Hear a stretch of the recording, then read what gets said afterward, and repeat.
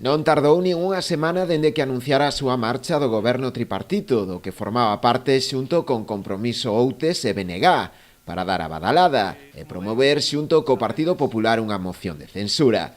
Esta mañá presentaban xa o escrito no Concello contra o alcalde Manolo González, coa intención de formar un novo equipo de goberno.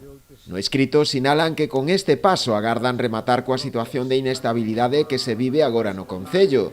A nova caeu como unha bomba, pois ninguén agardaba este xiro de guión. Primeiro no actual goberno outense, que polo de agora non fai declaracións, pero tamén na propia veciñanza.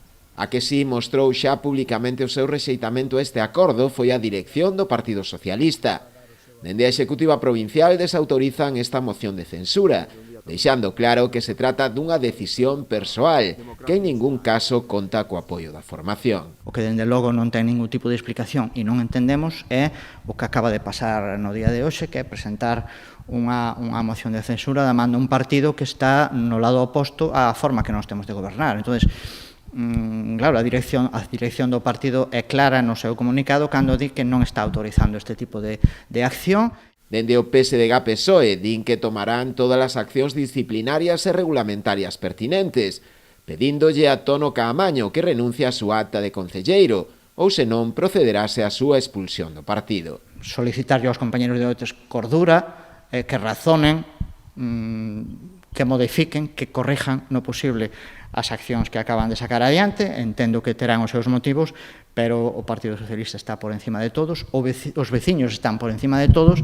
pero os veciños nunca entenderán ir da man dúas formas de facer política totalmente distintas. Os compañeros de Otos poden mellorarlle a calidade de vida dos veciños, pero non a calquera precio. Ante este novo panorama, ábrese agora un período de 10 días hábiles para a celebración do Pleno, onde se someterá a votación a moción de censura, que determinará se hai ou non un cambio de goberno.